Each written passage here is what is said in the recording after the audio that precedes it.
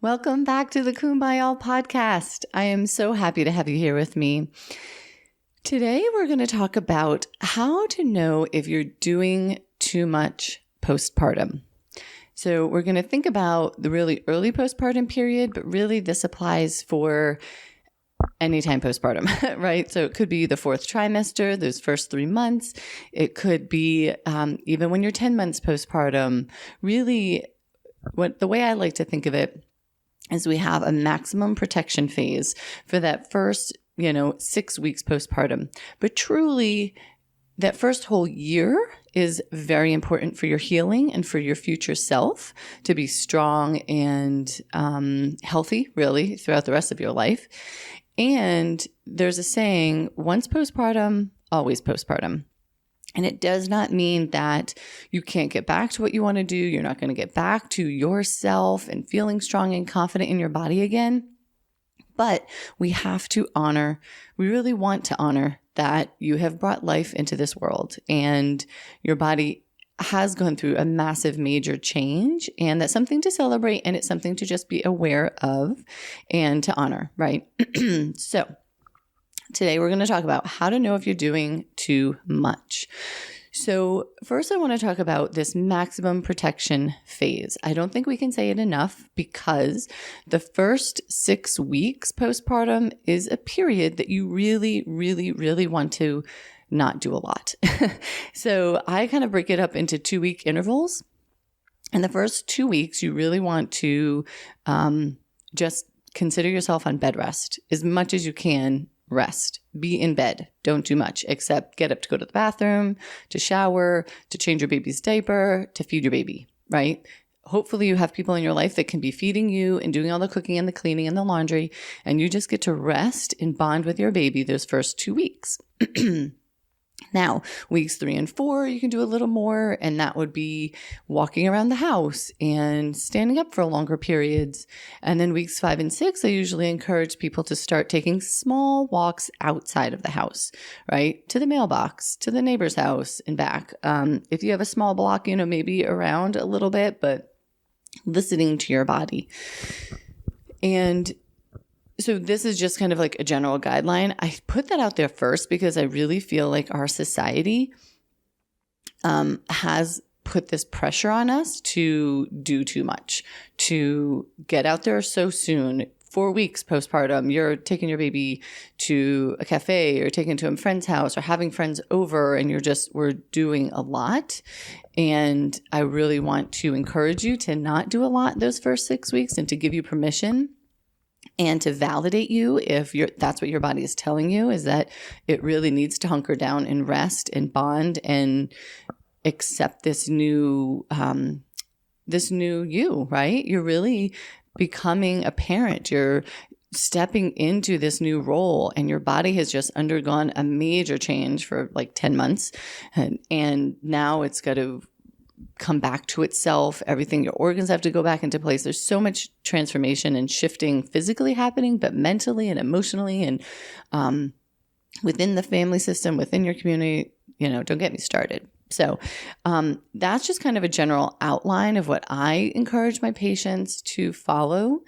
And then after that 6 weeks, if everything is feeling good, then you can kind of just slowly, gradually increase as you're moving along, right?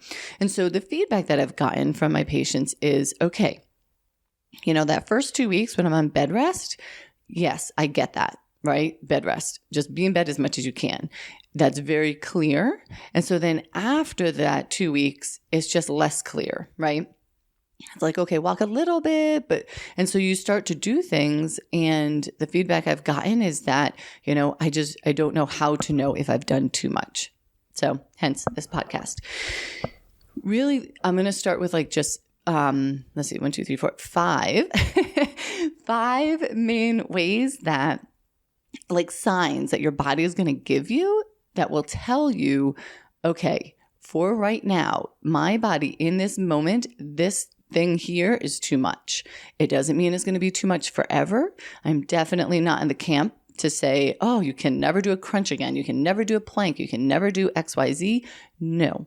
But there will be periods in your postpartum journey where it may not serve you to do some things in the short term, right? And so being able to pick up on that, what your body is telling you is okay in the moment, is so powerful.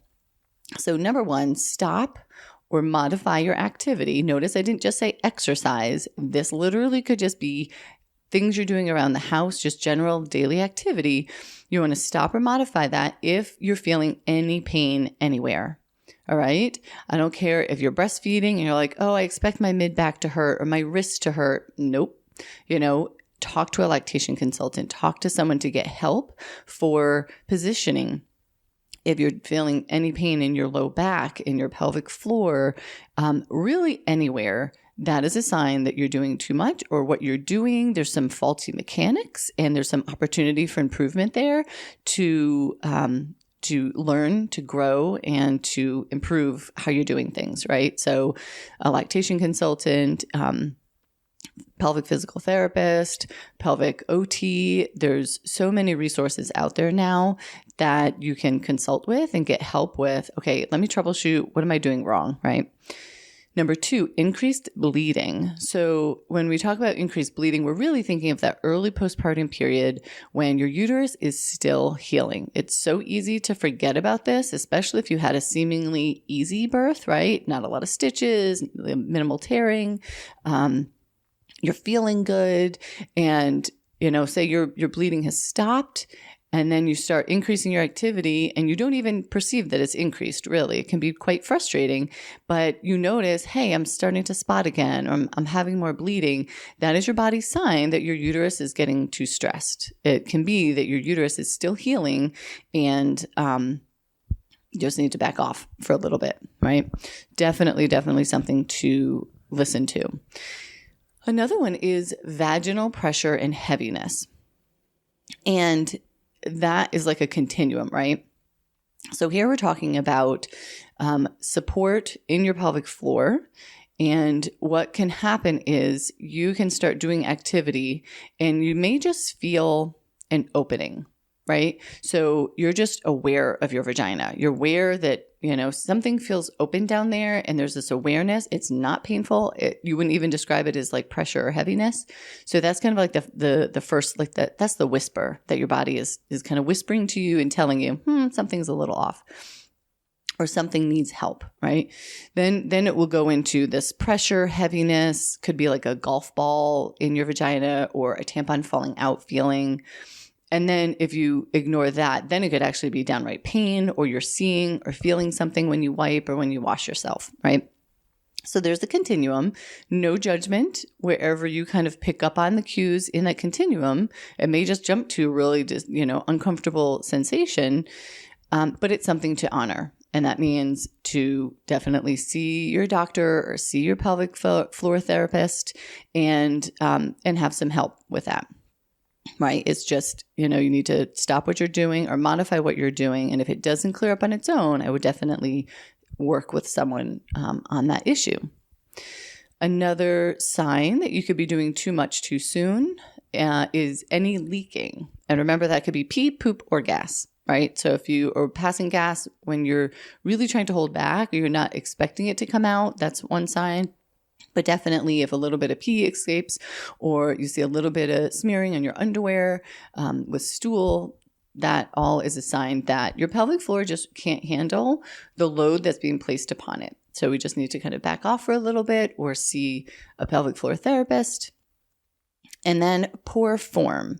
So this is more, you can think of this in the early days when you're just walking around the house and kind of doing general things. But you can also think of this when you are trying to get back to exercise. And if you know what the correct form is for whatever you're doing, and then you notice, oh, I really can't keep my back straight, or I can't do this without holding my breath. Or you look down and you see your abdomen kind of bulging and your abdominal wall can't hold stable. That's another time to really think, okay, I can, my abdomen looks this way when I'm getting up from a chair or I'm playing with my baby. But then when I try to lift that weight or I try to do this trunk core exercise, I'm really getting this bulging or this doming or this coning out along the midline. That's a cue. That's a cue that just what you're doing may be a little too much. Again, just for that time, not forever, right? So I don't want you to feel stressed that, oh my gosh, because these things are showing up means I'm broken or means something more than it really means. And it's just at this moment, we need to cue into this. Your body is it's just talking to you, and it's just giving you signs that you can heed and listen. And I promise you, your future self will thank you for listening. Now, again, there's just some other big kind of topics I want to talk about, big picture things. And it's easy, I think, or easier maybe to focus on the actual physical signs our body is giving us, like the pain, the leaking, etc. But we really also want to kind of think about our internal state as well. Okay, so think about your energy level. And this can be really hard in your newly postpartum body, in your newly postpartum situation, whether it's baby number 1 or baby number 6, it's a change, right? It's a change from your family dynamic before to now. There's multiple people involved, right? Whether it's partners and families and friends or other children. And really cue into your energy level, right? So are you getting enough sleep? Are you tired? Are you exhausted all the time? So that could be a cue that you need more support, that, maybe physically you're not doing too much, but mentally just handling it all, your body isn't able to heal and isn't able to repair and recover because you really are just not getting enough sleep and enough rest. Also, your mood. If you are feeling overwhelmed or stressed, mentally, emotionally, that is something to cue into too and to listen to. I'm not saying that any postpartum period is all roses and, you're literally learning how to communicate with your baby. You're establishing breastfeeding or feeding. You're taking care of this very, very new human, new to the world.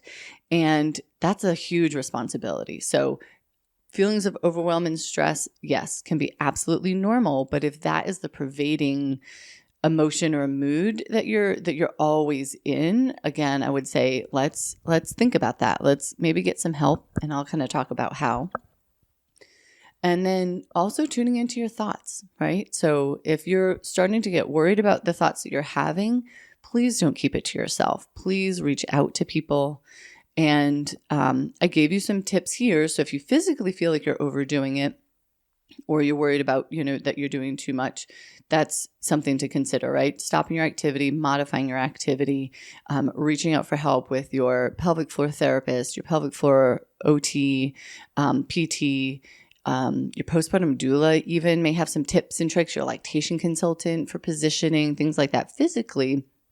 But number one, I would say, don't judge yourself.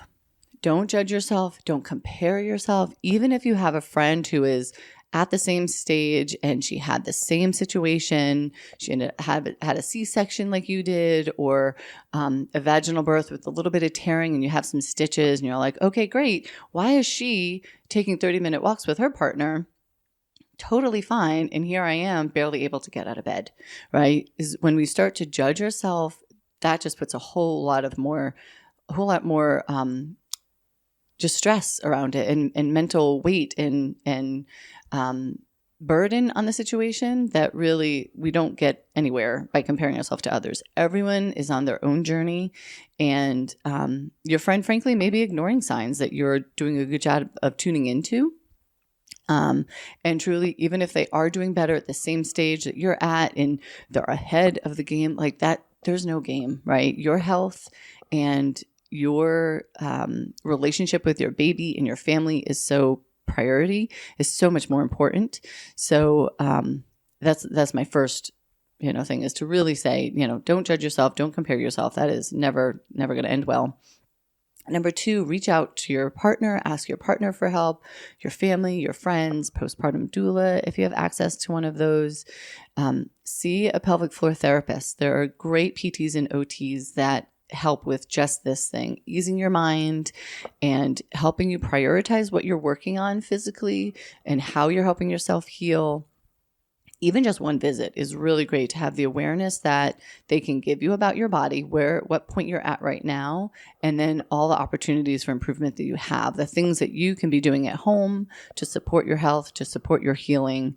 It will go such a long way. I absolutely promise you. And then number 4, I would say, if you have not heard of Postpartum Support International, they are a wonderful resource. I will link their helplines. They have great helplines and support groups, and they have a great website. So I'll link some of that in the show notes here. So please check that out. If you have any needs that you're thinking, the thoughts you're having are starting to worry you or bother you, you're noticing you're exhausted and you're anxious, or you're really, it's not just postpartum depression. There's postpartum OCD. There's postpartum anxiety. There's a lot of different perinatal mental health issues that can arise that you absolutely can get help from, or help with, I should say. And you don't have to do it alone. You will get better. You can get help. So I just want to make sure that you are aware of that resource and you feel empowered to use that. And then last but not least, do less. As much as that is possible, as much as you can, really delegate, get help from other people, but really just reset that.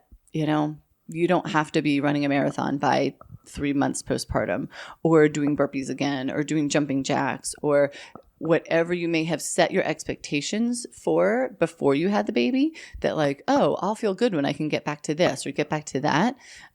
Really, even if it's less than you think you should be doing, your future self will thank you from doing less at this stage. You are allowed to just welcome motherhood and welcome parenthood, and allow the change that your body is undertaking and the transformation that your body is undertaking to really just heal and recover and just like welcome the whole journey.